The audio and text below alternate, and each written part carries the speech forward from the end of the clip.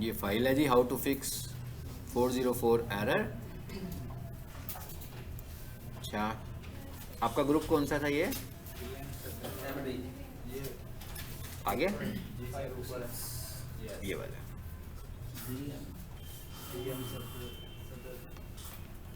ये भी एक टॉपिक मैंने अभी कवर करवाना है, दोनों फाइलों को तो मैं निकाल दूँगा यहाँ पे आपके ग्रुप में डाल दूँ, ठीक है।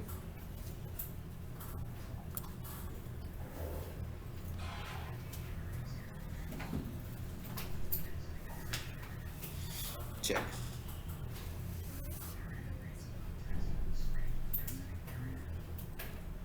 चलिए, अब जरा इस फाइल को पहले खोल लेते हैं, हाउ टू फिक्स 404 एरर।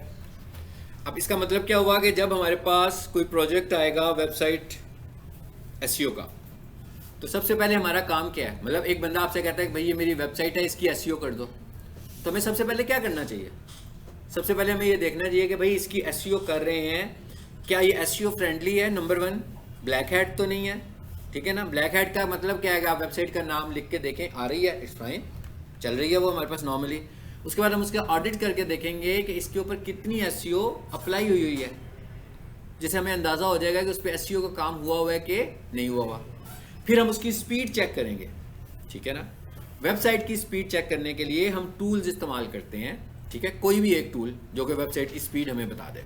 तो उस टूल की मदद से हमने उसकी स्पीड को चेक करना है कि उसकी स्पीड कैसी चल रही है। स्पीड चेक हो गई, उसके बाद हमने ऑडिट कर लिया उसका, ठीक है। अब अगर हमने स्पीड चेक करनी है, मिसाल के तौर पर मैं इधर आता हूँ,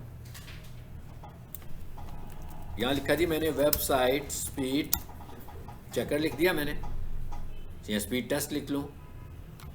इंटरनेट की स्पीड नहीं चेक हो रही, वेबसाइट की स्पीड चेक हो रही है, ठीक है।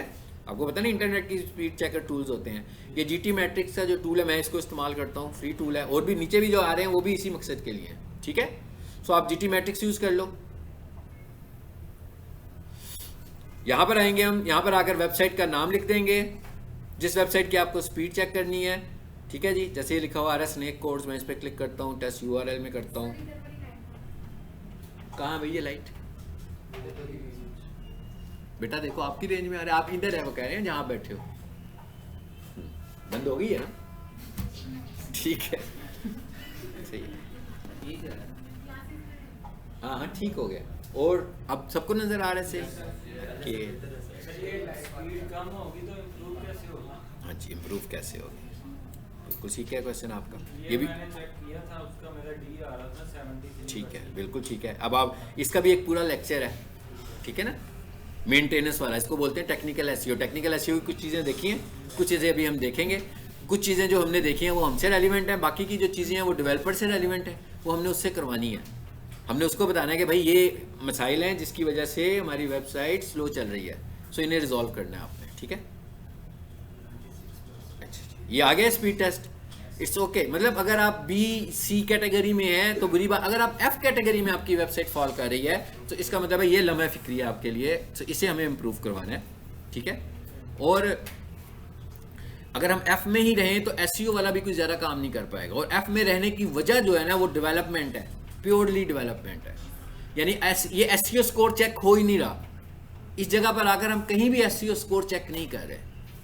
एसईओ करने से आपकी वेबसाइट की स्पीड तेज़ नहीं होनी, एसईओ करने से आपकी वेबसाइट ने रैंक करना है। रैंक करने का एक फैक्टर है कि आपकी वेबसाइट की स्पीड तेज़ होनी चाहिए। स्पीड किसने तेज़ करनी है? डेवलपर ने। अभी हम उन फैक्टर्स को बाद में देखते हैं, ठीक है। अभी हम जिस फैक्टर पर आए हैं अभी हम उसकी बात करते हैं। अच्छा जी, अब हम क्या बात कर रहे हैं जी, 404 एरर। ये 404 एरर कब आता है? जब कोई भी क्लाइंट साइट से बैठकर आपकी वेबसाइट पे आता है और आपके किसी लिंक पर क्लिक करता है, और जब वो उस लिंक को क्लिक करता है तो आगे से ये वाला एरर नज़र आ जाता है उसको। इसका मतलब क्या हो रहा है कि वो वाली फाइल सर्वर पर मौजूद नहीं है, ये एरर पेज आने लगा हुआ है हमारे पास।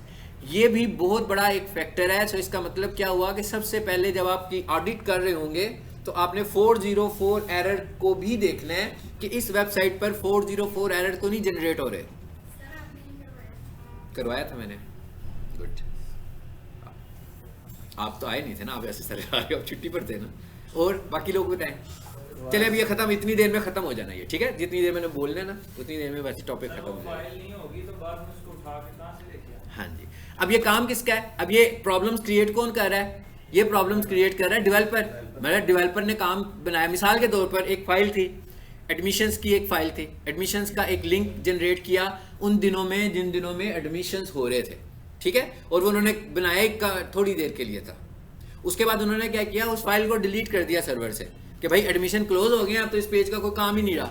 लेकिन जो यूआरएल एंकर का टैग लगा हुआ था ना मेन पेज के ऊपर कि एडमिशन ओपन, उधर जब क्लिक करके उधर जा रहे थे आप, उसको उसने रिमूव नहीं किया। अब उसे करना क्या चाहिए था कि उधर से लिंक भी रिमूव करता और फाइल भी रिमूव करता। अब सम टाइम क्या हुआ कि फाइल का नाम एसईओ फ्रेंडली नहीं था, एसईओ वाले बंदे ने कह दिया कि भाई ये जो लिंक क्लिक करने से खुल रहा है इसका नाम आपने रखा हुआ है abc.html, ये तो गलत बात है, आप इस तरह करें, इसका ये नाम होना चाहिए, ये एसईओ फ्रेंडली नाम है, ये वाला कर दें, ठीक है। तो उसने कहा अच्छा जी कर देता हूँ मैं। तो उसने क्या किया, फाइल का नाम रीनेम कर दिया। इतना ही कहा उसको ना, इससे ज़्यादा कहा नहीं उसको। तो बाद में पता लगा एसईओ वाला भी खामोश हो गया। उसने कहा जी उसके मुताबिक तो दोनों साइडों से हो गया होगा ना, उसका तो मतलब है कि भाई जहाँ पर कोड लिखा हुआ है, जहाँ कोडिंग है, वहाँ पर भी उसने नाम चेंज किया होगा, और जहाँ पर फाइल स्टोर हुई है वहाँ पर भी चेंज किया होगा। लेकिन बेसिकली हुआ ये है कि दोनों साइडों से चेंज नहीं हुआ, एक साइड से चेंज हुआ है।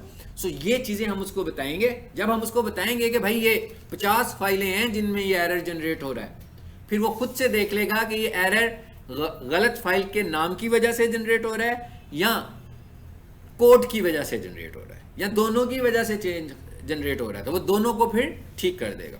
लेकिन अगर आप अच्छे एडिटर हैं, मैंने कहा अगर आप वेबसाइट के अच्छे एडिटर हैं तो ये मसला आप भी हल कर सकते हैं, क्योंकि कोड में जाकर चेंज करनी है।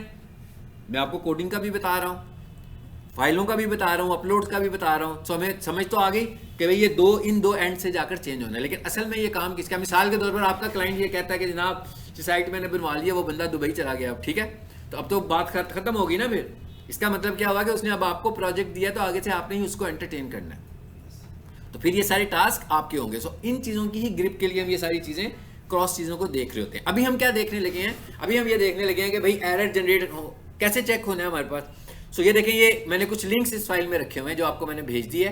एक पे लिखा हुआ आ रहा है ब्रोकन लिंक चेकर, एक पे लिखा हुआ आ रहा है ahref ब्रोकन लिंक्स, ठीक है, एक पे लिखा हुआ आ रहा है डेड लिंक चेकर्स। तो ये मुख्तलिफ URLs हैं, मुख्तलिफ साइट्स हैं जो चेक करेंगी। इनमें से जो सबसे अच्छी PR वाली पेज रैंक वाला URL है वो ahref का है, ठीक है। सो आप प्रायोरिटी पर उसमें चेक कर लें, लेकिन आप एक से ज़्यादा प्लेटफॉर्म्स पर ये चेक लें, ताकि ये ना हो कि उस प्लेटफॉर्म की वजह से कोई इशू जनरेट हो रहा हो, ताकि आप उसको फिर क्रॉस चेक कर सकें। सो मैं यहाँ पर ahref में आया हूँ और अलाउ कर देता हूँ यहाँ से, क्योंकि PDF में लिंक पड़ा हुआ है। सिंपली यहाँ पर आकर आपने क्या करना है, उस वेबसाइट का नाम लिखना है।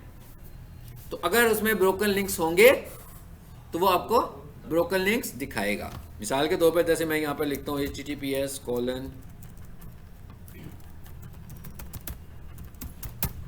जी check,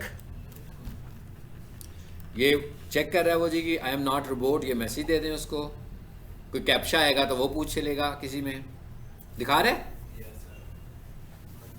broken links on your site, broken links to your site. कहता है एक आपकी साइट के ऊपर जो ब्रोकन लिंक पड़ा हुआ, कहता है वो इस वक्त एक पड़ा हुआ है। सो इस ब्रोकन लिंक को आपने ठीक कर लेना है, या आप डेवलपर को बताओगे, ठीक है, वो इसको ठीक कर लेगा। ये हमने टॉपिक पहले भी पढ़ लिया हुआ है, सो हम इसको यहाँ पे ही रोक लेते हैं। मेरा ख्याल है आपको समझ में आ गई है बात की, ये पूरा पॉइंट समझ में आ गया। अगले टॉपिक पे चलते हैं। हाँ जी, म्यूजिक अच्छा हो गया, अब बंद कर दें। बैकग्राउंड म्यूजिक कहाँ से आ रहा है? ये फैन का है, फैन का बैकग्राउंड म्यूजिक है, ठीक है। अच्छा, HTTP एंड HTTPS इसको खोल लेते हैं जी। HTTP और HTTPS ये क्या चीज़ है हमारे पास? मतलब HTTP अनसिक्योर हमारी फाइल है और जो HTTPS है वो सिक्योर फाइल है। इसकी एग्जांपल, पिक्टोरियल एग्जांपल देख लें ताकि आपको फौरन समझ में आ जाए। पहले जी देखें जरा, ये पहले मैंने एक वेबसाइट खोली है तो इसके साथ लॉक लगा हुआ नजर आ रहा है। लॉक का मतलब है कि ये वाली फाइल जो है वो HTTPS है, यानी कि ये सिक्योर फाइल है। सिक्योर फाइल का मतलब क्या है कि जब ये फाइल, अब सिक्योर फाइल का मतलब ज़हन में ये भी आता है ना कि भाई शायद वायरस की बात हो रही हो, सो हम वायरस की बात नहीं कर रहे हैं यहाँ पर, ठीक है। वायरस की सिक्योरिटी अलग है, वायरस वाली सिक्योरिटी अलग है और ये सिक्योरिटी अलग है। ये सिक्योरिटी क्या है कि ये हमारा डाटा ट्रैवल कर रहा है और डाटा ट्रैवलिंग के दौरान सिक्योरिटी रिस्क है। तो हम कहते हैं कि भाई जब हमारा data over the internet travel करे तो वो सिक्योर फॉर्म में यानी सील फॉर्म में ट्रैवल कर रहा हो, रास्ते में कोई भी बंदा उसको हाईजैक ना कर सकता हो, रीड ना कर सकता हो, सो फिर हम उसको लगाते हैं SSL, ठीक है। SSL लग जाती है अभी, और आगे चलते हैं सब चीजें समझ में आ जाएंगी। नीचे जो अनसिक्योर है उसको भी देख लें। अब ये दूसरी एक वेबसाइट नजर आ रही है हमें, ये URL वाला पार्ट मैं दिखा रहा हूं जहां पे URL लिखा होता है, एड्रेस लिखा होता है, यहां लिखा हुआ है नॉट सिक्योर। इसका क्या मतलब होगा कि ये HTTPS पर नहीं है बल्कि ये HTTP पर है, ठीक है। यानी हमने वेबसाइट जब बाय करनी है, होस्टिंग की बात हो रही है ना, अब ये वाली बात टोटली होस्टिंग से रेलिवेंट है। सो ये फीचर होस्टिंग का नहीं है, लेकिन ऐसी कंपनीज जो क्वालिटी की सर्विसेज दे रही होती हैं, होस्टिंग दे रही होती हैं, ऑफर्स अच्छी दे रही होती हैं, उन्होंने क्या किया होता है, उन्होंने उनके पैकेज एक्सपेंसिव होते हैं लेकिन उसमें उन्होंने ऑफर दी होती है कि भाई इसके अंदर SSL फ्री है, यानी आपको SSL बाय करने की जरूरत नहीं। और ऐसी कंपनीज जो चीप रेट्स पर, कम पैसों पर आपको सर्विसेज दे रही होती हैं, तो उन्होंने क्या किया होता है, इन चीज़ों को अलहदा कर दिया होता है और वो कहते हैं कि जनाब ये पैकेज है, SSL इसमें नहीं है। यानी कोई ये नहीं बताएंगे कि है या नहीं है, वो दोनों बातें ही नहीं बताएंगे, वो सिर्फ अपना पैकेज देंगे आपको, लेकिन उसमें SSL नहीं होगी, सिक्योर सॉकेट लेयर, ठीक है, इसको बोलते हैं हम। यानी कि आपका जो डाटा कनेक्शन है वो सिक्योर है। बिल्कुल इसी तरह ही है जैसे हम किसी को लेटर लिखते हैं तो उसको एनवेलप में डाल के उसको सील कर देते हैं और जब वो डेस्टिनेशन पर पहुंचता है तो फिर उसको अनसील करते हैं और उसको पढ़ा जाता है। तो आपका जो डाटा ट्रैवल कर रहा है वो विदाउट इन्वेलप ट्रैवल कर रहा है, तो रास्ते में हाईजैक हो सकता है। और एक वेबसाइट के अंदर बहुत सारी इंफॉर्मेशन ऐसी होती है जो कि डेंजरस हो सकती है। जैसे हमने कोई पेमेंट मेथड ऐड किए हुए हैं तो उस पर आपकी क्रेडिट कार्ड की इंफॉर्मेशन भी हो सकती है, आपके बैंक अकाउंट की डिटेल्स भी हो सकती हैं, ठीक है। सो इस मकसद के लिए हमें SSL लगानी है। और अब आजकल के दौर में सब होस्टिंग कंपनीज रिकमेंड करती हैं कि आप SSL के बगैर कोई वेबसाइट ना लें, क्योंकि इसमें सिक्योरिटी रिस्क है और वो सिक्योरिटी रिस्क टोटली फिर आपका होगा। तो मतलब हम होस्टिंग भी बाय करेंगे और हम SSL भी बाय करेंगे, यानी कि हमें SSL भी बाय करनी है। जिस तरीके से हम होस्टिंग बाय करते हैं उसी तरह हम SSL को भी बाय करते हैं, ठीक है। मतलब मैं कह रहा हूं होस्टिंग मुझे 1 साल के लिए मिल रही है तो मुझे SSL भी 1 साल के लिए मिल रही है और ये रिन्यूएबल आइटम है, यानी इसको भी मुझे बार बार रिन्यू करवाना है। अगर मैं होस्टिंग रिन्यू करवा लेता हूं और SSL रिन्यू नहीं करवाता तो मैं HTTPS से कन्वर्ट हो जाऊंगा, वापस ऑटोमेटिक हो जाएंगे आप। अगर आप ये बाय नहीं करेंगे तो आप जैसे, ये बेसिकली करता क्या है, वो आपको एक सर्टिफिकेट इशू करता है और उस सर्टिफिकेट के अगेंस्ट एक डेट होती है, तो जैसे ही वो डेट गुजरती है वो सर्टिफिकेट एक्सपायर हो जाता है और फिर वो आपको वापस से HTTP में ले जाता है। फिर जैसे ही आप उनको पेमेंट करके बताएंगे तो आप दोबारा से HTTPS अप्लाई कर लेंगे। समझ आ गई? इसका पर्पस भी समझ में आ गया। तो अगर हम इसको थ्योरेटिकली देखें तो ये क्या एक चीज़ है जी, HTTPS is HTTP with encryption, ठीक है। इंक्रिप्ट किया होता है उसने। इंक्रिप्ट करने का मतलब क्या होता है, जैसे हम कुछ जगहों पर पासवर्ड लगाते हैं, मिसाल के तौर पर मैंने 5 कैरेक्टर का पासवर्ड लगाया और 5 डॉट्स नजर आ गए। जब आप इसको लॉगिन कर रहे होते हो तो वो 5 डॉट्स की बजाय कभी 12 दिखाता है, कभी 13 दिखाता है, ताकि कोई भी बंदा आपके पासवर्ड को गेस ना कर सके, यानी किसी को अंदाजा ना हो कि ये जो पासवर्ड मैं टाइप कर रहा हूँ, मिसाल के तौर पर किसी को पता हो कि ये 5 कैरेक्टर्स हैं तो कोई भी 5 ऑप्शंस के साथ ट्राई की जा सकती है ना, कि भाई ये वाली पॉसिबिलिटी हो सकती है, ये नहीं है तो ये पॉसिबिलिटी हो सकती है। लेकिन जब उसने उसको इनक्रिप्ट कर दिया तो वो वहां से रिकग्नाइज करना उसके लिए मुश्किल है। तो HTTPS बेसिकली क्या होती है, इंक्रिप्शन हो जाती है और आप समझ लो कि उसको सील कर दिया जाता है। The difference between 2 protocol is that HTTPS use TLS SSL to encrypt normal HTTP request, ठीक है। As a result HTTPS is far more secure than HTTP। ये सारी बातें मैंने आपको बता दी हैं जी। What is the purpose of SSL certificate? SSL certificate is a bit of code on your web server that provides security for online communications. यानी हमें क्या करती है, ऑनलाइन कम्युनिकेशन पे सिक्योरिटी दे रही होती है। When a web browser contact your secure website, the SSL certificate enables an encrypted connection, यानी कि जैसे ही कोई बंदा आपकी वेबसाइट को रिक्वेस्ट करता है कि भाई मैं उसे खोलना चाह रहा हूँ, तो ऑटोमेटिकली सर्वर क्या करता है, उसके ऊपर इनेबल कर देता है और आपका जो डाटा ट्रैवल करता है ओवर द इंटरनेट वो सिक्योर हो जाता है। ठीक है, ये इसके कुछ क्रॉस कंपैरिजन है। ठीक है, इसमें मैं बता देता हूँ HTTP से क्या बनता है और HTTPS से क्या बनता है। अच्छा, HTTP work at application layer, अब ये क्या चीज़ है, अब ये प्योरली नेटवर्किंग का टॉपिक है। नेटवर्किंग में लॉजिकली हम जब देख रहे होते हैं कि डाटा ट्रैवल कर रहा है, ठीक है, मिसाल के तौर पर मैं कहता हूँ ना, डाटा ट्रैवल करता है, वेब सर्वर पर डाटा पड़ा हुआ है, एक क्लाइंट उसको एक्सेस कर रहा है, तो ये बीच डाटा जो ट्रैवल कर रहा है इसके मुख्तलिफ फेजेस होते हैं। कुछ फेजेस हैं जहाँ पे डाटा सिक्योर हो जाता है और कुछ फेजेस होते हैं जिनमें डाटा ओपन होता है।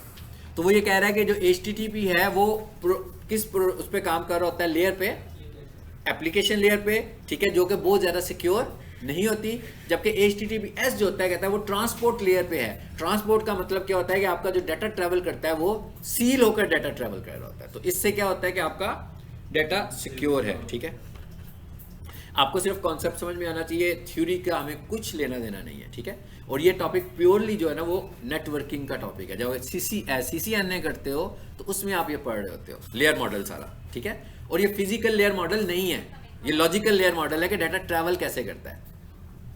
मतलब जैसे मैं कह रहा हूँ डाटा पैकेट्स की सूरत में डाटा कहाँ से ट्रैवल कर रहा है, तारों के अंदर से गुजर रहा है ना सारा। तो ये एक लॉजिकल कॉन्सेप्ट बनाया हुआ है कि डाटा किस तरीके से मूव कर रहा होता है। उसके बाद क्या लिखा हुआ है जी, पोर्ट्स, जैसे कंप्यूटर पे पोर्ट्स बनी होती हैं कि भाई यहाँ पे USB लगा लो, यहाँ पे माउस लगा लो, हैं।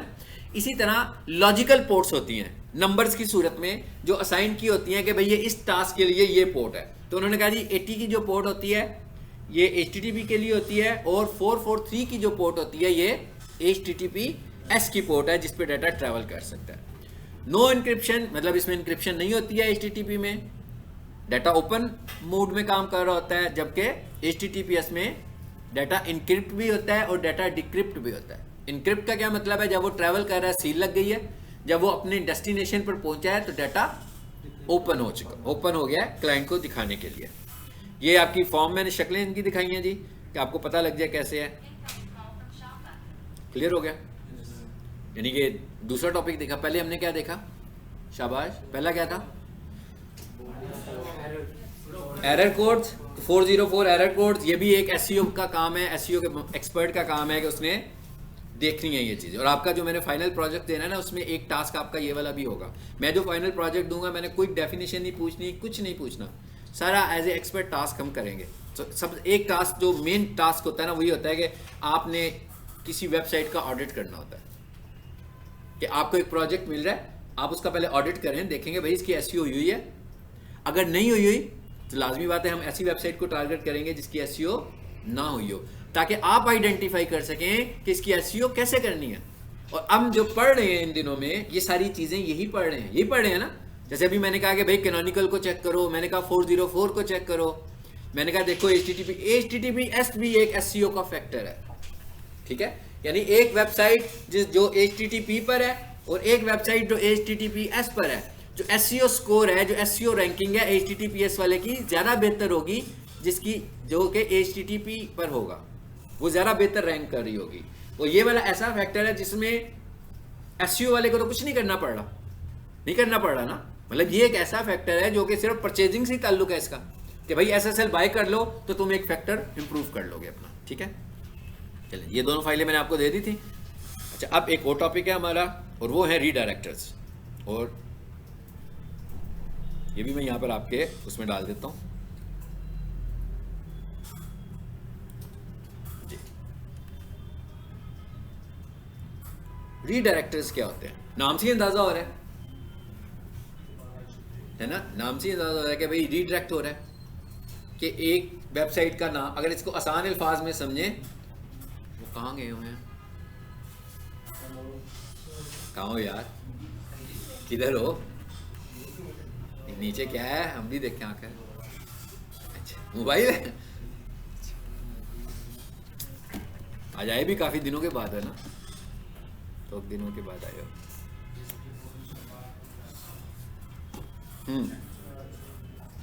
क्या बात कर रहा था, मुझे भी भूल गया। ये लिंक कॉपी किया है और रीडायरेक्टर की बात होने लगी थी, ठीक है। मतलब मैं www.abc.com लिखूं, जैसे लिख के एंटर करूं तो xyz.com खुल जाए, तो इसका मतलब क्या हुआ, सिंपल सी बात है कि क्या हुआ, रीडायरेक्ट हो गई है, ठीक है। सो ये तो हो गया रीडायरेक्ट। रीडायरेक्ट है क्या, मतलब रीडायरेक्ट है क्या कि हम वेबसाइट किसी और का नाम लिखें और खुद कोई और वेबसाइट जाए, तो ये रीडायरेक्ट है। अब रीडायरेक्टर्स का हमसे क्या ताल्लुक है, मतलब एक एसईओ एक्सपर्ट से क्या ताल्लुक है रीडायरेक्टर का। अब किसी ने वेबसाइट को रीडायरेक्ट कब करना है, मिसाल के तौर पर एक शॉप है, ठीक है, उस शॉप का जो ऑनर है उसका किराया बढ़ा देता है, तो शॉप वाला क्या करता है, दूसरी जगह जाके एक और दुकान ले लेता है और उधर एक बैनर लगाकर चला जाता है कि जनाब अब हम यहाँ से यहाँ मुंतकिल हो गए। ऐसे ही है ना। एक शॉप है जिसकी उसने थोड़ी सी मेंटेनेंस करानी है, ठीक है, तो वो भी मूव कर गया, दोनों ही मूव करके गए हैं, लेकिन उसने लिखा है जनाब हम आर्जी तौर पर यहाँ से वहाँ जा रहे हैं, तो इंशाल्लाह महीने बाद वापस आ जाएंगे, 10 दिनों के बाद वापस आ जाएंगे, ये भी नहीं लिखते, सिर्फ लिखते हैं आर्जी तौर पर गए हैं। तो इसका मतलब क्या है, ये मूवमेंट दो तरह की हो गई, एक परमानेंट और एक टेम्परेरी, ठीक है।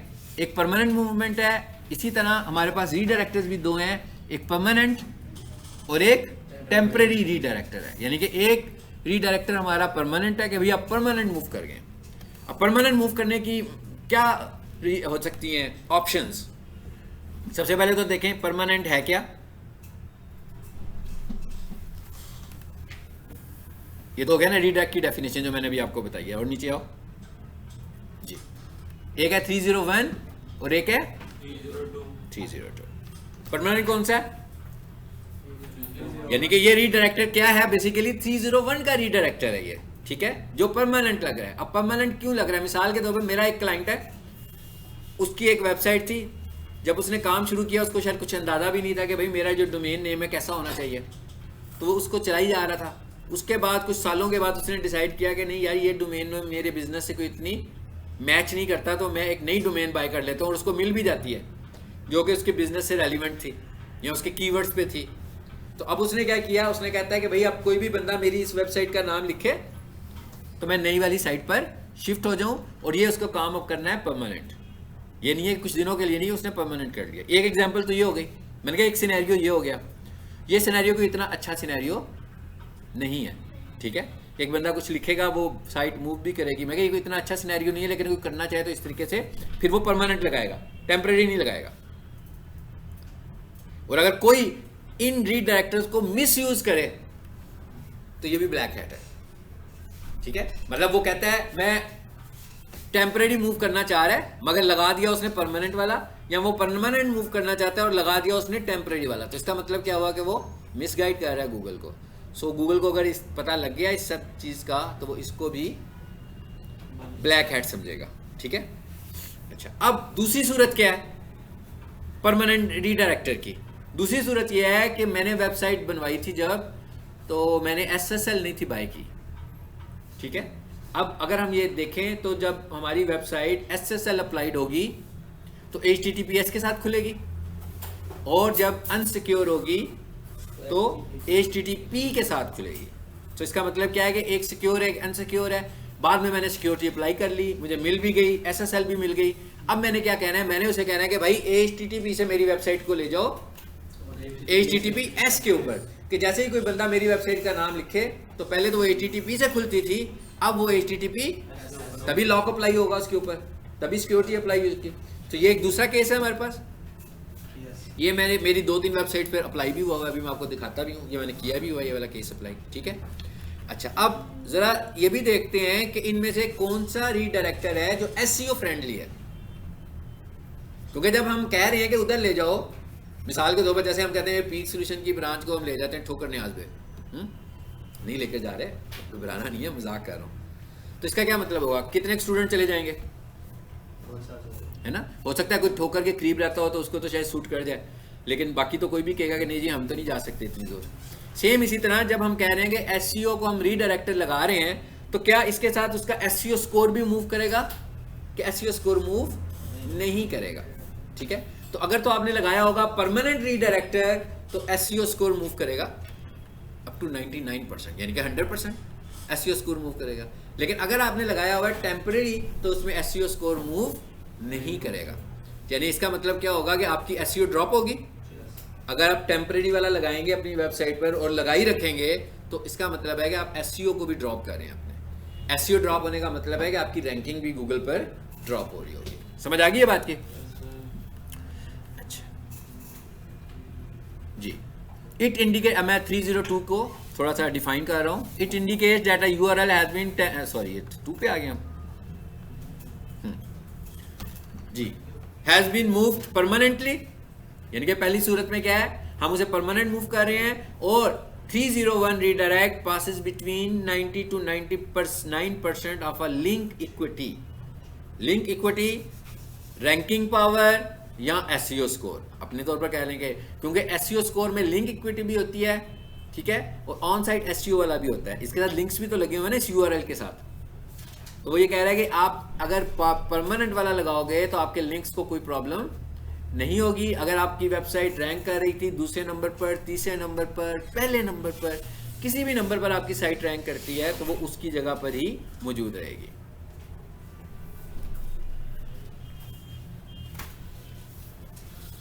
ठीक हो गया? अब जो दूसरा रीडायरेक्टर है हमारे पास वो क्या है जी, वो टेम्परेरी है। तो इसका मतलब क्या हुआ कि इस सूरत में क्या होगा, आप कह रहे हैं भाई इसको मैं टेम्परेरी एक जगह से दूसरी जगह मूव कर रहा हूं, इससे क्या होगा, रैंक वैल्यू को भी पास नहीं करेगा और जहां पर आप लेकर जा रहे हो उसको वो इंडेक्स भी नहीं करेगा, यानी कि इंडेक्सिंग नहीं होगी, क्रॉलिंग नहीं होगी। तो ये तो हमने टेम्परेरी तौर पर किया था। ये कब करेंगे बेसिकली, ये हम उस वक्त करते हैं जब हमें लग रहा हो कि हमको थोड़ी सी मेंटेनेंस करना चाह रहे हैं वेबसाइट की। तो ये 1-2 दिन के लिए, हफ्ते के लिए तो ठीक है, लेकिन अगर आप इससे ज़्यादा दिन के लिए करोगे तो फिर गड़बड़ हो जाएगी। और किस मकसद के लिए यूज़ होती है, ए बी टेस्टिंग के लिए यूज़ होती है। ए बी टेस्टिंग का क्या मतलब होता है, ए बी टेस्टिंग का मतलब होता है कि जब हम किसी एक ही चीज़ के 2 वर्जन्स को टेस्ट करना चाहते हो। मतलब एक ही चीज़ है, मतलब मैं कहता हूँ कि आज मैं आपको लेक्चर देने लगा हूँ रीडायरेक्ट्स के ऊपर, इस क्लास में एक तरीके से दिया मैंने, और उसके बाद मैंने एक और क्लास ली रीडायरेक्टर्स की, उसमें भी मैंने यही लेक्चर दिया। तो मैं अपने दोनों लेसन्स को कंपेयर करना चाहता हूँ। तो मैं देखता हूँ कि भाई मुझे इनमें से ज़्यादा वायरल किस लेक्चर को करना चाहिए। तो इसका मतलब क्या हुआ, मैं क्या कर रहा हूँ, ए बी टेस्टिंग कर रहा हूँ कि इनमें से बेहतर वाला कौन सा है।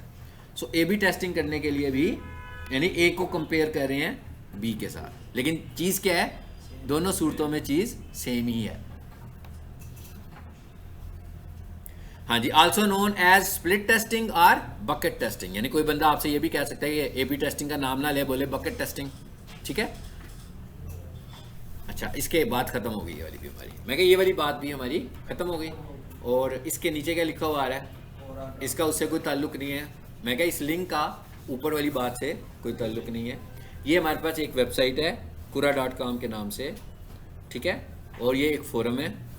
इस फोरम को भी आप सब लोग ज्वाइन करें ताकि यहाँ से आप बहुत लेटेस्ट इन्फॉर्मेशन ले सकते हैं और किसी भी टॉपिक से मुतल्लिक। यानी कि एक फोरम है ये, और ये ओपन फोरम है, यानी ऐसे नहीं है कि ये एसईओ का फोरम है या वेब डेवलपमेंट। ये ऐसा फोरम है जहाँ पर हर कैटेगरी के लोग मौजूद हैं जी, क्वेश्चनिंग करते हैं, जवाब देते हैं, कमेंट करते हैं, ठीक है। लेकिन हम इसे कैसे इस्तेमाल करते हैं, एसईओ एक्सपर्ट्स इसे कैसे इस्तेमाल कर रहे होते हैं। बेसिकली हम फोरम ज्वाइन करते हैं और हम जिन प्रोजेक्ट्स पे काम कर रहे होते हैं हम उन प्रोजेक्ट्स के मुतालिक बातचीत करते हैं, यहाँ पे लोगों को इंगेज करते हैं। लोगों को इंगेज करने के बाद जब हम फील होता है जी कि अब हम इसका हिस्सा सही तरह बन चुके हुए हैं, तो हम जब लिख रहे होते हैं तो बीच में हम अपने लिंक शेयर करते हैं। और जब हम लिंक शेयर करते हैं तो इसका मतलब क्या होता है कि हम लिंक फ्री में बाय कर रहे होते हैं, यानी हमारे पास ट्रैफिक आ रही होती है इधर से, और ये हम क्या करते हैं बेसिकली अपनी लिंक्स को, अपनी रैंकिंग को इससे इम्प्रूव करते हैं। ये बिल्कुल ये वही तरीका है जो किसी भी जगह पर जाकर, जैसे हम कहते हैं ना लिंक बिल्डिंग, सो ये भी एक लिंक बिल्डिंग का तरीका है और ये एक फोरम है। इस तरह आप खुद से भी सर्च कर सकते हो कि भाई लिंक बिल्डिंग करने के लिए कौन से पॉपुलर फोरम्स हैं। समझ आ गई बात की? तो इसको आपने ज्वाइन करना है, कोई मुश्किल काम नहीं है इसे ज्वाइन करने का। इस साइट पर जाओ, साइन अप कर लो, आप ज्वाइन हो जाएंगे। उसके बाद आपसे वो कैटेगरी पूछेगा, किस कैटेगरी में जाना चाहते हो, उस कैटेगरी में चले जाएं और जाकर फिर देखें लोग क्या बातें कर रहे हैं, क्या क्वेश्चंस आ रहे हैं, क्या उसके आंसर्स आ रहे हैं। इससे आपकी एक तो लर्निंग भी बढ़ेगी, ठीक है, एक्सपर्टीज भी बढ़ेंगी। और बेसिकली हम इसे क्यों यूज़ कर रहे हैं, हम अपने लिंक्स के लिए यूज़ कर रहे हैं। मैं कहता हूँ मेरे 3-4 क्लाइंट्स हैं, तो मुझे उनके लिए लिंक्स बाय करने होते हैं फ्री में। बाय का मतलब पैसों की बात नहीं कर रहा हूँ, लिंक्स लेने हैं अपनी वेबसाइट्स के लिए। तो इधर जाकर मैं उनका कंटेंट थोड़ा थोड़ा पेस्ट करता हूँ और डिटेल कंटेंट्स के लिए उनका लिंक दे देता हूँ। लेकिन ये काम हम पहले दिन नहीं करते, ठीक है। शुरू में हम सिर्फ बातें करते हैं ताकि फोरम वालों को ये ना लगे कि ये सिर्फ लिंक के लिए यहाँ पर आया है। हाँ, मतलब यूँ भी शो नहीं करना आपने। ये जो लिंक बिल्डिंग है ना, बड़ी टेक्निकल काम है। इस तरह शो नहीं करना कि हम बस लिंक्स बनाने के लिए आए और चले गए, बल्कि आपने कोई बात करनी है। जैसे आप अपनी YouTube की वीडियो शेयर करते हो, तो आपको क्या करना चाहिए कि थोड़ा सा कंटेंट उसका पहले शेयर करें इन फॉर्म ऑफ टेक्स्ट किसी दूसरे प्लेटफॉर्म पर, ताकि कोई बंदा उसको पढ़े, उसको इंटरेस्ट फील हो, और फिर आप अपनी YouTube वीडियो का लिंक दें, ताकि वो उसको डिटेल में देखना चाहता हो तो उस लिंक पे क्लिक कर दे। तो उधर ट्रैफिक डाइवर्ट होने के चांसेस ज़्यादा हैं कि आप वहाँ पर इस तरीके से ट्रैफिक ले रहे हो। अगर मैं ये कहूँ कि भाई धड़ाधड़ लिंक्स ही पेस्ट करने शुरू हो जाएं, तो किसी को समझ भी नहीं आएगी कि ये लिंक क्या चीज़ है, ठीक है। चलिए जी, अब आ जाते हैं इस पर वापस। और अब हम कर लेते हैं जो मैंने 2 लेसन रिपीट करने थे, उनमें से एक तो था कैनोनिकल का, ठीक है। कैनोनिकल यहाँ पढ़ा होगा ये। अच्छा, कैनोनिकल और रीडायरेक्ट, मेरा ख्याल है 2-3 लोगों ने कैनोनिकल नहीं पढ़ा होगा, बाकी तो मोस्टली लोगों ने कैनोनिकल वाला लेसन भी लिया हुआ है। हाँ, लिया हुआ है ना। अगर मैं कंपेयर करूं तो कुछ चीज़ें आपको सिमिलर लग रही हैं कैनोनिकल में और रीडायरेक्टर्स में, लग रही है ना। दोनों सूरतों में क्या कह रहा है, कैनोनिकल भी रीडायरेक्शन करता था और रीडायरेक्ट भी रीडायरेक्शन करता है, लेकिन दोनों में फ़र्क है। एक फिजिकल रीडायरेक्टर है और एक लॉजिकल रीडायरेक्टर है, या वर्चुअल रीडायरेक्टर है। यानी कि वर्चुअल रीडायरेक्ट करने का क्या मतलब है कि वो वर्चुअली एक जगह से दूसरी जगह जा रहा है लेकर उसको। मतलब फिजिकल रीडायरेक्ट तो है कि भाई ABC लिखा तो xyz.com खुल गई, ये तो सबको पता लग रहा है कि तो फिजिकल रीडायरेक्शन हो रही है। HTTP के साथ वेबसाइट लिखी, HTTPS के साथ वेबसाइट आ गई, तो फिजिकल रीडायरेक्शन है। लेकिन जो कैनोनिकल है वो क्या करता है, वो रोबोट को, वो क्राउलर को, वो स्पाइडर को कह रहा है कि भाई इसको ना रीड करो, इसकी बजाय ये दूसरी चीज़ को रीड कर लो। जबकि रीडायरेक्टर जो है वो क्राउलर को भी कह रहा है इसको रीड करो, और क्लाइंट साइड पे भी यही कह रहा है। यानी कि जो विजिट कर रहा है वेबसाइट उसको भी इंफॉर्मेशन दे रहा है और क्राउलर को भी इंफॉर्मेशन दे रहा है। लेकिन जो कैनोनिकल है वो विजिटर को बिल्कुल इंफॉर्मेशन नहीं दे रहा कोई, वो सिर्फ और सिर्फ क्राउलर को इंफॉर्मेशन दे रहा है कि इसे क्राउल नहीं करना। अब किसे क्राउल नहीं करना, हम ये कहते हैं कि हमारी एक वेबसाइट है, उस वेबसाइट का एक होम पेज है और उसके बाद उसके सेवरल पेजेस हैं, और भी 3-4 पेजेस हैं। तो उसके जो अदर पेजेस हैं अदर देन होम पेज, उसके ऊपर कोई ऐसा कंटेंट लिखा हुआ है जो होम पेज पर भी है। 1 पैराग्राफ, 2 पैराग्राफ, 3 पैराग्राफ, किसी भी सूरत में हो सकता है, चाहे कम चाहे ज्यादा, ठीक है। अब जब क्राउलर आएगा तो वो उस कंटेंट के लिए, अब वो वाला वेबसाइट, वो वाला कंटेंट होम पेज पर भी है, वो वाला कंटेंट आपके सपोज कर लेते हैं कि अबाउट अस पे भी है। अब क्राउलर को क्या समझ आए कि भाई मैंने अबाउट अस को क्राउल करना है, रैंक करना है, या होम को करना है। अब हो सकता है कि हम चाहते हो कि होम को करें, मगर वो क्या करना शुरू कर दे, हमारे अबाउट अस को क्राउल करना शुरू कर दे। अब ये डुप्लीकेशन किसी और तरह की है, समझ आ रही है ना। ये हम बात किसी और की वेबसाइट की नहीं कर रहे, ये हम प्योरली अपने प्लेटफॉर्म के ऊपर बात कर रहे हैं। हम कह रहे हैं वेबसाइट ही हमारी है, कंटेंट भी हमारा है, लेकिन हम ही ने रिपीट करके दूसरे पेज पे लगा दिया। तो अब हम कंफ्यूज कर रहे हैं क्राउलर को कि हमारे इस कंटेंट के अगेंस्ट पेज कौन सा रैंक होना है। तो कैनोनिकल का हमें ये फायदा है कि जो हमें उन दोनों वर्जन्स में लगे कि एक इनमें असल है और एक इसमें क्या होगा, अच्छा कोई बात नहीं, एक उसमें से असल है और एक उसमें से डुप्लीकेट है, ठीक है। तो जो आपका डुप्लीकेट होगा वहां पे जाकर हम कैनोनिकल का टैग लगा देंगे। यानी डुप्लीकेट होगा का मतलब जिसे मैं समझूंगा कि ये डुप्लीकेट है और मैं इसको क्राउल नहीं करना चाहता, बल्कि इसकी बजाय असल में होम पेज को क्राउल होना चाहिए। और ये आमतौर पर हम होम पेज के लिए लगाते हैं, ठीक है। मतलब ये हम आमतौर पर हम होम पेज के लिए लगाते हैं, दूसरे पेजेस के लिए नहीं लगाते।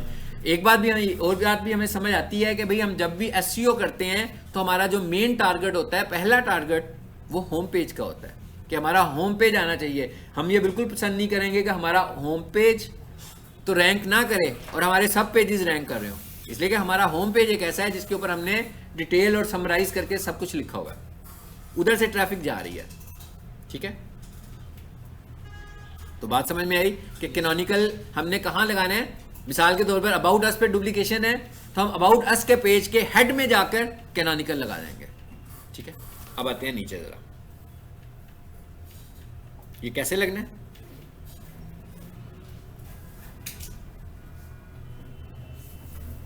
जी, लिंक, अब ये कहां पे लग रहा है, टैग है, link relation equals to canonical href और आगे से क्या आ गया, हमारी वेबसाइट का होम पेज। ठीक है, आगे आपने पूरा यूआरएल दे देना। जैसे आपकी वेबसाइट है तो उसकी फाइल का नाम है index.html, तो आपने वेबसाइट का नाम लिख के स्लैश, जैसे हम कल लिख रहे थे ना स्लैश sitemap.xml, यहां पर आपने index.html लिख देना है। इसका मतलब क्या हुआ, एक और फैक्टर हमने अडॉप्ट कर लिया, एक और फैक्टर भी हमने अडॉप्ट कर लिया, इससे भी हमारा एसईओ स्कोर इंप्रूव होगा। ठीक है, और अगर आपको डाउट हो कि भाई एक सेंटेंस भी डुप्लीकेट हो रहा है तो भी आपने ये यूज कर लेना है, और एक पेज के ऊपर सिर्फ एक कैनोनिकल लगा सकते हैं, यानी एक से ज्यादा कैनोनिकल्स नहीं। ये नहीं है, कंफ्यूज नहीं करना कि भाई ये वाला कंटेंट जो है होम पेज से आ रहा है फिर एक और लिखूं, इसका जो कंटेंट आ रहा है वो कॉन्टेक्ट अस से आ रहा है, नहीं, एक पेज के ऊपर हम सिर्फ एक कैनोनिकल लगाएंगे, यानी कि एक से ज्यादा कैनोनिकल्स नहीं लगा सकते। अब फायदा क्या होगा इसका, फायदा ये होगा कि उस कंटेंट के अगेंस्ट वो अबाउट अस वाले पेज को क्राउल नहीं करेगा, बल्कि उसके लिए भी क्या आएगा, जब क्राउलर उधर आएगा अबाउट अस पर, जब आएगा क्राउलर तो उसको कैनोनिकल जैसे ही नजर आएगा तो वो कहां ले जाएगा, होम पेज पे, लेकिन सिर्फ उस कंटेंट के लिए जो कंटेंट होम पेज से लिया होगा, सारे कंटेंट के लिए नहीं। समझ आ गई बात की, तो ये है हमारा कैनोनिकल। अच्छा, अब नीचे आए जरा,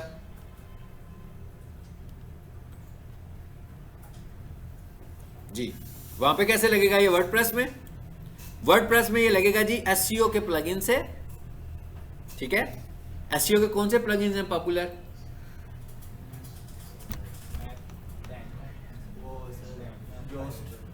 योस्ट, गुड, एक योस्ट का प्लगइन है, यानी आपके पास वर्डप्रेस है, आपके पास कोई प्रोजेक्ट आता है, वर्डप्रेस की वेबसाइट आती है, तो आपको सबसे पहले देखना है कि क्या उस पर कोई एसईओ का प्लगइन इंस्टॉल है।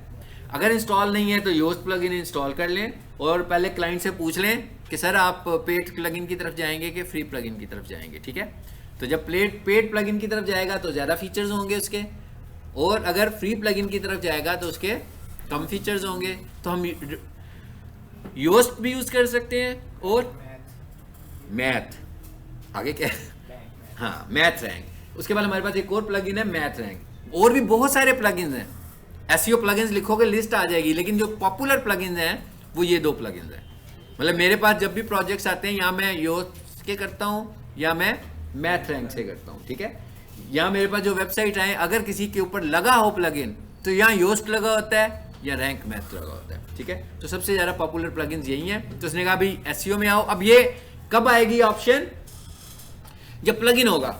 अगर प्लगइन नहीं होगा तो पहले मुझे प्लगइन करना है, प्लगइन इंस्टॉल हुआ है, आपको पता लग रहा है ये कौन से वाला है, ये योस्ट का वाई बना हुआ है ना इसका आइकॉन, तो योस्ट का प्लगइन है। उसके बाद आपने यहाँ पे इसमें आ जाना है एडवांस में। ठीक है, ये बिल्कुल ऐसे ही नजर आएगा, ये स्क्रीनशॉट लिया हुआ है मैंने वर्डप्रेस से ही। यहां से हमने कहा गए योस्ट में, लिखा एसईओ हुआ है लेकिन प्लगइन योस्ट का है। रैंक मैथ होगा ना तो उसके साथ रैंक मैथ लगा होगा, लिखा होगा। उसके बाद एडवांस में गए और एडवांस में जाने के बाद नीचे आएंगे तो कैनोनिकल यूआरएल। सो कैनोनिकल यूआरएल का मतलब क्या है कि वहां यहां पर कोड नहीं लिखना, यहां पर एचटीएमएल टैग नहीं लिखना, यहां पर क्या लिखना है आपको, बस ये लिखना है HTTPS। समझ आ गई ना, क्योंकि ये कोड जो है टैग कहां पर आएगा, HTML बेस्ड वेबसाइट पे आएगा ना। यहां पर आपको सिर्फ ये लिखना है HTTPS: वेबसाइट का नाम /index.html, बस खत्म होगी बात। चलो, ये था हमारा कैनोनिकल। अच्छा, अब हम जरा देखते हैं कि वेब होस्टिंग को कैसे एक्सेस करते हैं, सब डोमेन कैसे बनाते हैं और उसके अंदर वेबसाइट को अपलोड कैसे करते हैं। ठीक है, ये टास्क भी कर लेते हैं। सो इसका मतलब क्या हुआ कि इस काम करने के लिए मेरे पास कोई होस्टिंग होगी तो मैं तभी कर पाऊंगा, वैसे तो नहीं कर पाऊंगा। हाँ, तो मैं अपनी होस्टिंग पर चला जाता हूँ, जो मेरे पास होस्टिंग है।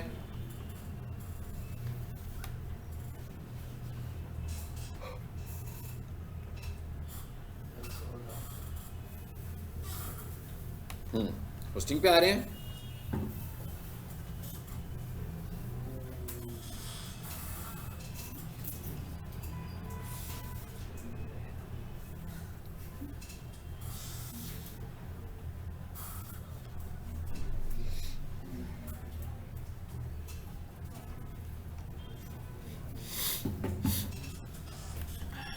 जी ये क्या लिखा हुआ है जी, क्लाइंट एरिया।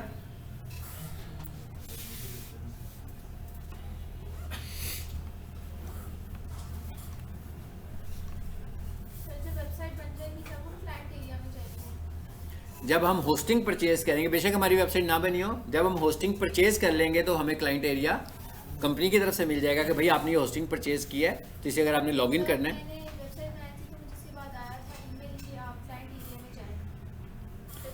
इसका मतलब है कि आपने कोई होस्टिंग परचेज की होगी तब आया होगा ना। कहाँ पे किया था आपने? वो फ्री वाला जो था ना। हाँ, तो उस पर यही कह रहा था ना कि इस पर क्लिक करें, वो आपसे कुछ परचेजिंग करेगा कि भाई मुझसे बाय कर लो, होस्टिंग मेरी परचेज करें आप। ठीक है, अब वर्डप्रेस जो यूज़ कर रहे हो ना, वो फिलहाल मेरा ख्याल है फ्री वाला यूज़ कर रहे हो। ठीक है, तो उसको हम बाय करेंगे तो फिर वो हमें होस्टिंग भी देगा और नेम भी देगा, कहेगा नाम भी खरीदना है आपने तो इधर आ जाए। अब ये वाला लॉगिन वो है जो हमारे पास है, अब होस्टिंग है।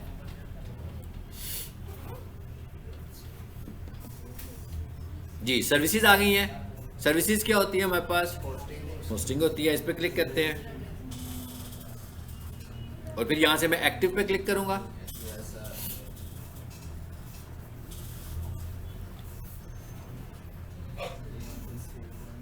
जी, और यहां से हम जाएंगे अपने सी पैनल में। अब जब आप किसी कंपनी से होस्टिंग लेते हो तो हो सकता है वो आपको होस्टिंग ना दें, बल्कि वो आपको डायरेक्टली सी पैनल का यूजर नेम और पासवर्ड दे दें।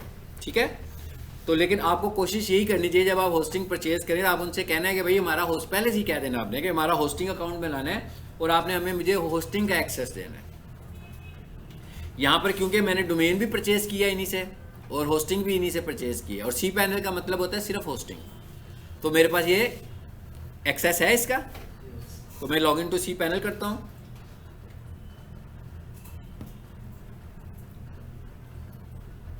ठीक है, अब हम कह रहे हैं कि भाई मैंने यहां पर कोई सब डोमेन बनानी है फॉर एग्जांपल। तो अगर आपने सब डोमेन बनानी है तो सबसे पहले तो आपने देखना है कि आपने ये जो होस्टिंग बाय की हुई है, क्या इसमें सब डोमेन बनाने की अपॉर्चुनिटी है कि नहीं है। तो जो मेरे पास सब डोमेन है तो वो कह रहा था कि भाई आप इसमें 5 सब डोमेन बना सकते हो इस डोमेन में, तो 4 मैं पहले से बना चुका हूँ, तो अभी एक का ऑप्शन मेरे पास मौजूद है, मतलब मैं बना सकता हूँ। तो यहाँ से हम कहाँ आएंगे? डोमेन में, नहीं पहले डोमेन में आएंगे और डोमेन से यहाँ आएंगे सब डोमेन में। जी ये वही सब डोमेन है जो आप यूज कर रहे हो, लेकिन वो फ्री वाली है और ये पेड की कैटेगरी में मैं यूज कर रहा हूँ। जी यहाँ पर आ गए। अब यहाँ पर आकर वो आपसे पूछ रहा है कि भाई किस नाम की सब डोमेन बनानी है आपने, तो मैं कहता हूँ भाई फॉर एग्जांपल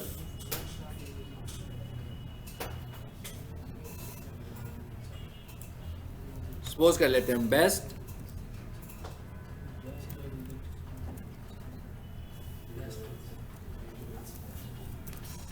प्रोफेशनल किचन। ठीक है जी, मैंने इसका नाम रख लिया बेस्ट प्रोफेशनल किचन। चाहूँ तो प्रोफेशनल किचन भी रख सकता हूँ। ठीक है, क्या रख लूँ? अच्छा जी, बेस्ट प्रोफेशनल किचन लिख दिया हमने। इसका मतलब क्या होगा कि सब डोमेन का नाम है बेस्ट प्रोफेशनल किचन, लेकिन ये जहाँ बन रही है उसका क्या नाम है? यानी इसका मतलब क्या हुआ कि इसका जो कंप्लीट नेम बनेगा वो होगा बेस्ट प्रोफेशनल किचन डॉट। ठीक है ना, यहां से ये एक्सेस होगी, अभी बनी नहीं है। उसके बाद ये क्या कह रहा है? Document root. इसका क्या मतलब है? कहता है भाई इधर जाकर आपकी वेबसाइट अपलोड होगी और यही फोल्डर बनेगा जब आप सब डोमेन क्रिएट करोगे। सो मैं कहता हूं क्रिएट और देखते हैं क्या होता है।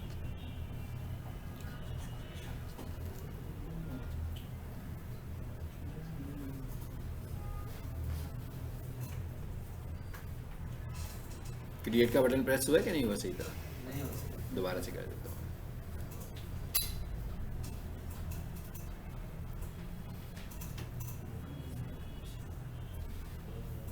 जी मैसेज आ गया, कहता जी बन गई है आपकी सब डोमेन, मतलब अब सब डोमेन क्रिएट हो गई है। अब अगर मैं इधर से वापस आऊँ और मैं सिर्फ लाइव होकर देखूँ कि ये सब डोमेन में कुछ है, ठीक है, मैंने कहा इसका नाम लिख के देखते हैं क्या है, तो मैं लिखता हूँ बेस्ट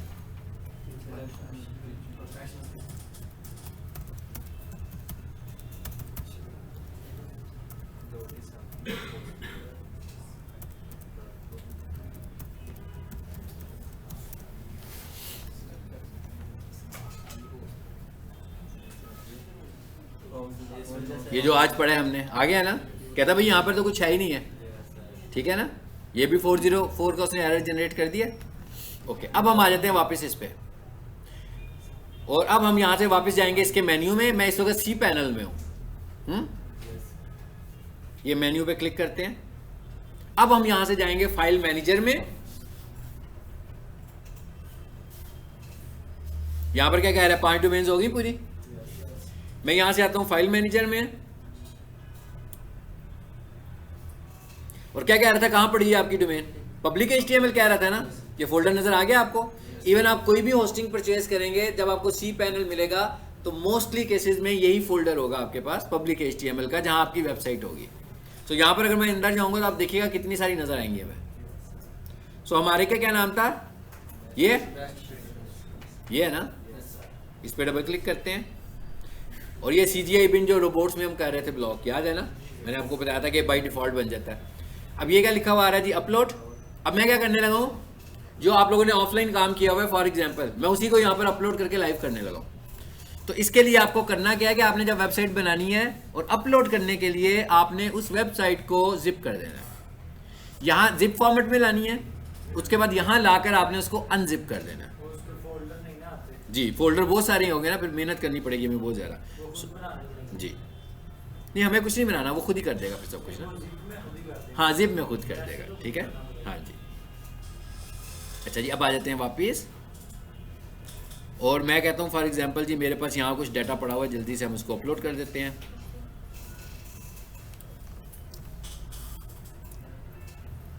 जो मैं उस लोकेशन पर जा रहा हूँ जहाँ पे मेरे पास वेबसाइट है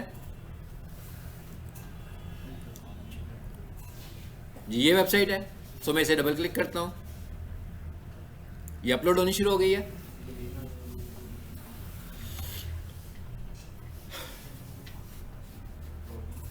अगर आपकी वेबसाइट में वायरस होगा तो याद रखना है कि ये अपलोड नहीं होगी, ठीक है, रेड कलर में आ जाएगा और वायरस शो भी करेगा कि इसमें वायरस है। सो वायरस वाली आप सर्वर पर अपलोड, क्योंकि उनके सर्वर पर तो एंटीवायरस चल रहा है ना, वो उसको पिक कर लेगा कि इसमें वायरस है, तो वो किसी भी इन्फेक्टेड फाइल को अपलोड नहीं होने देगा।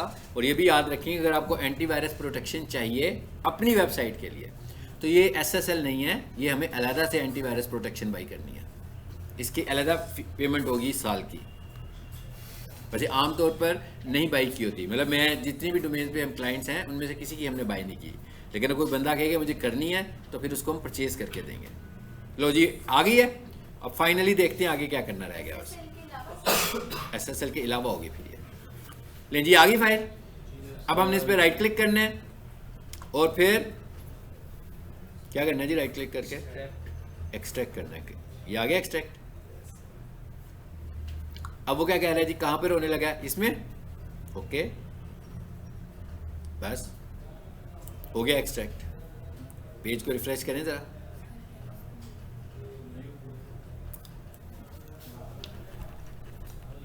जी अब वापस आए पब्लिक HTML में।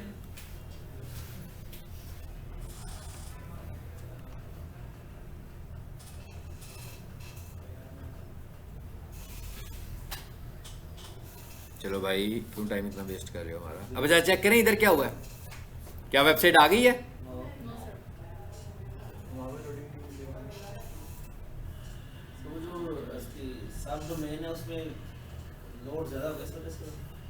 नहीं ये वजह नहीं है, वो इसकी नेट की वजह से हो रहा था।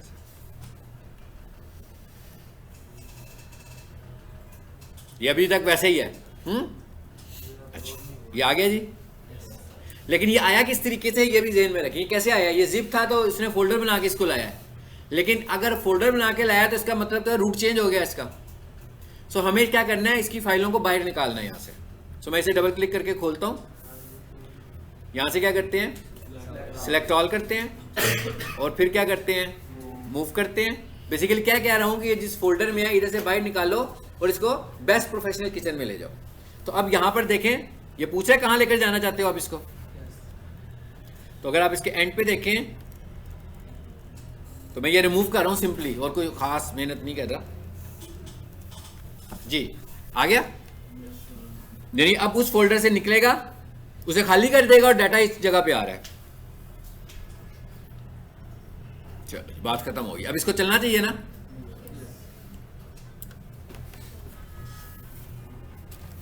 चल गया। अब ये वेबसाइट अपलोड हो गई है और ये अब हमने सब डोमेन में ये वेबसाइट चला दी है, ठीक है। तो अब हम क्या करते हैं, अब इसके बाद जो कुछ किया आपने सीखा हुआ है, साइट मैप लगाया, रोबोट्स फाइल लगाई, सब कुछ किया, वो सब कुछ आपने सीखा हुआ है। अब हम क्या करने जा रहे हैं, मैं इसको वापस ज़रा जल्दी से ख़त्म करना चाहता हूँ। सब डोमेन को ख़त्म करें, कैसे करेंगे जी ख़त्म दोबारा से, शाबाश ये भी देख लेते हैं। पेन दो स्टूडेंट मुझे, चलिए जी, थैंक यू जी। कहाँ जाएंगे सब डोमेन ख़त्म करने के लिए, दोबारा से सब डोमेन पे जाएंगे, दोबारा से सब डोमेन में आएंगे। लाइट जला दें ज़रा, मॉडिफाई सब डोमेन वहाँ पर। हाँ जी, वो ऑलरेडी कह रहा है कि भाई बहुत हो गई हैं सब डोमेन्स आपकी, यहाँ बनी हुई थी वहाँ देखें ज़रा, यहाँ पर कहाँ है बेस्ट वाली हमारी, ये इसके आगे क्या लिखा हुआ आ रहा है, रिमूव लिखा हुआ आ रहा है, और यहाँ से क्या लिखा हुआ आ रहा है, डिलीट सब डोमेन।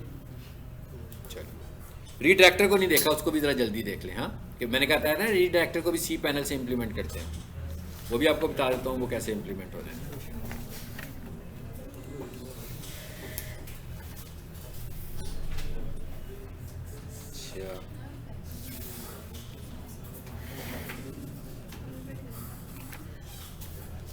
जी देखें रिमूव हो गई है, गो बैक करके जाते हैं पीछे, यहां से पहले देखें रिमूव हो चुकी है, वापस मेन्यू पे आते हैं, यहां से फाइल मैनेजर में जाते हैं जी, पब्लिक HTML में जाकर देखेंगे किधर है वो फोल्डर हमारा, ये है जी। अब क्या करेंगे, इसको भी रिमूव कर देंगे, इसने ऐसे ही डाटा लिया हुआ है ना, मैं क्या इसने ऐसे ही डाटा लिया हुआ है ना। अप वन लेवल ये था, इस पे right click, best professional kitchen, और यहां से क्या कर देंगे इसको, delete, skip the trash and permanently delete. इसका क्या मतलब है कि अपने पास नहीं रखना, बाहर से उधर से भी निकाल दो, अंदर से भी, तो कंफर्म कर देते हैं। अब मैं यहाँ से आ जाता हूँ वापस मेन्यू में, यहाँ से मेन्यू में जाने का ये तरीका, ये CP बना हुआ है, इस पर क्लिक कर दें।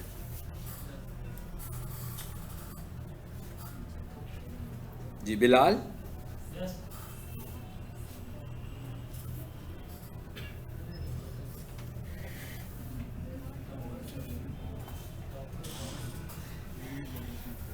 शारोज, अब्दुल्ला शम्स, आप हैं।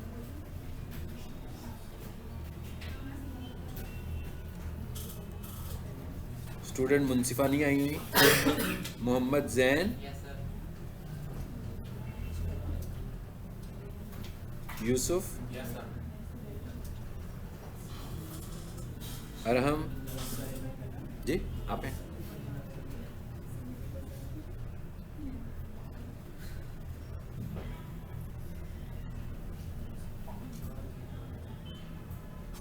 हुमैरा,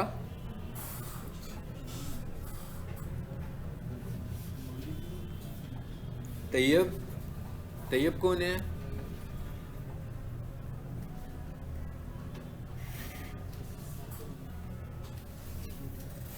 अवैस, आवाज नहीं है,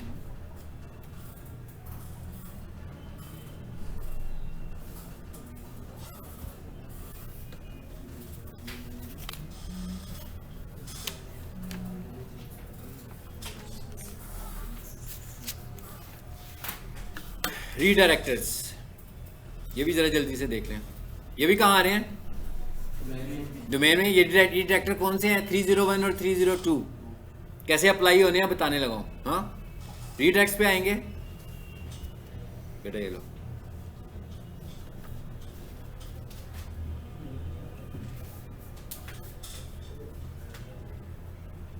जी आगे देखें, पूछ रहा है कि कौन सा रीडायरेक्टर लगाना है। सो यहाँ से हम उसको बताएंगे कि भाई परमानेंट लगाना है कि टेम्परेरी वाला लगाना है।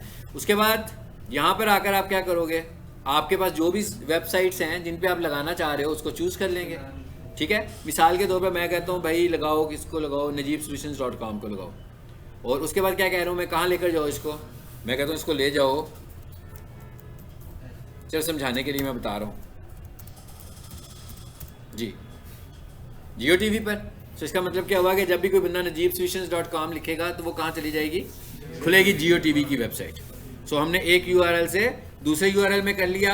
वाइल्ड कार्ड रीडायरेक्ट का क्या मतलब होता है कि कोई भी बंदा सिर्फ नाम ही लिख दे najibsolutions.com, ज़रूरी नहीं है कि पूरा लिखे, तो उससे भी ये मूव हो जाएगी। ऐड का बटन दबाएंगे तो रीडायरेक्टर ऐड हो जाएगा और लिस्ट में आ जाएगा। ज़रा नीचे आकर देखें, मैं ऐड तो नहीं कर रहा, लेकिन नीचे आकर देखें इस वक्त कौन सा रीडायरेक्टर लगा हुआ है। शाबाश, बताना है आप लोगों ने मुझे, और क्यों लगा हुआ है। साफ हॉस्पिटल नाम। इसको ज़रा रीड करें, मुझे बताएं कि कौन सा रीडायरेक्टर है। वो तो खैर लिखा हुआ है 301, मेरे को वो तो लिखा हुआ है, लगा क्यों हुआ है। इसाक से इसाक भी आ रहा है। Yes, sir. Root permanently permanent move हो गया इसलिए। इस हाफ का हाफ पे लगा हुआ है। हाँ, क्यों लगा हुआ है फिर ये लेक्चर में मैंने बताया था क्यों लगा हुआ है। सर ये वो HTTPS पे लेके हाँ गुड, ये बेसिकली जब ये थी उस वक्त HTTPS पे नहीं थी, बाय की तो फिर हमने इसको ये बेसिकली ये रीडायरेक्टर HTTPS का रीडायरेक्टर है। अगर इसे मैं हटा दूंगा तो ये अनसिक्योर हो जाएगी दोबारा से। ठीक है।